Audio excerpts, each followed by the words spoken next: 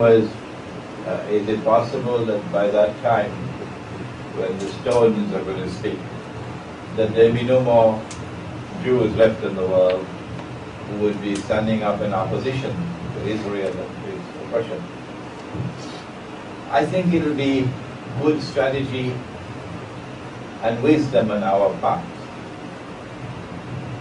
and it will be pretty beneficial to us to speak hopefully, speak positively, to recognize that there are Jews in the world today who do stand up to oppression and who do condemn Israel, and to express the hope that these will continue until that time when Israel is sent back to the garbage bin.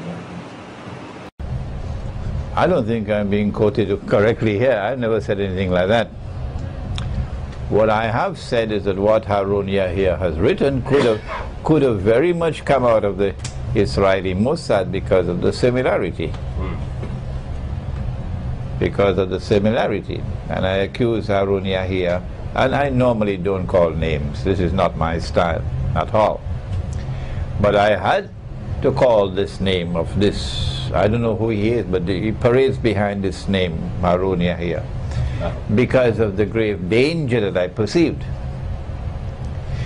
In his book on Imam al-Mahdi and the end times, I think he wrote 100 books in order to be able to put on this one. That was 99 or 95% that dazzled the world, and here was the poison. To slip in the 5% of poison. Yes. That when Nabi Isa alayhi salam returns, as Muslims believe that he will return, that the Prophet has prophesied that he will return alayhi salatu wasalam, that the Jews would believe in him and the Christians would believe in him. La yu'minanna bihi qabla mawti, says the Quran.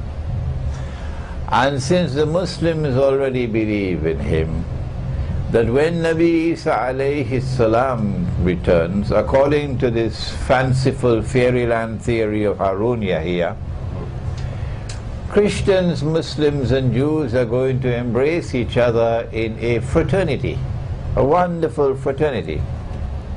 And since we are going to be having this lovely fraternity of Christians, Muslims and Jews in the end time, why should we not do it now? In other words, why don't you be friends with Israel? This is false. This is not the correct interpretation of the Quran. When Nabi Isa alayhi salam returns, I spoke in a synagogue in New Jersey before 200 Jews.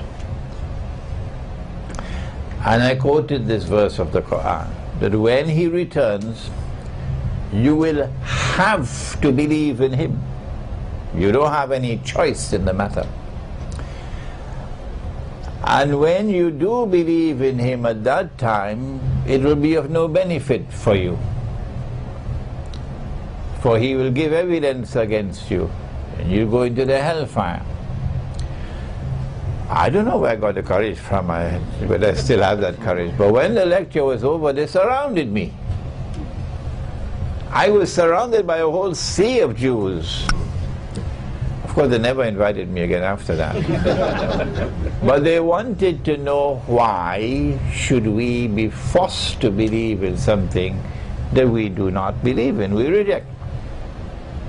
And my answer was that at that time the veils are going to be removed from off your eyes. And in the same way that when he was drowning, you know who I'm talking about, when he was drowning, he realized, I am not God. I am not God.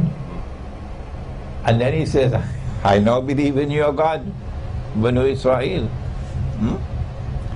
Similarly, at that time you also will recognize that what you have been holding on to is falsehood. And what you have rejected and you have fought against and you have tyrannized and terrorized and oppressed, that is the truth. So you'll now die swallowing your own vomit and having to accept that which you rejected, and you'll pay the price. وَإِن مِّنْ أَهْلِ الْكِتَابِ إِلَّا لَيُؤْمِنَنَّ بِهِ قَبْلَ مَوْتِهِ وَيَوْمَ الْقِيَامَةِ يَكُونُ عَلَيْهِمْ شَهِيدًا. On Judgment Day, he'll give evidence against you and you'll go into the hellfire. The actual event of the return of Nabi Isa alayhi salam is not a wonderful fraternity, but rather the divine punishment now coming upon those who have rejected the truth and who have stood on the side of the oppressor. Not all Jews and not all Christians are like that, no.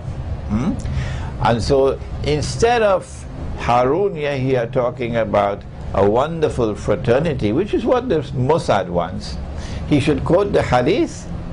At that time the stones and the trees will speak. You'll never hear Haruniya here quoting that hadith, no. And they say, oh Muslim, there's a Jew hiding behind me, come and kill him.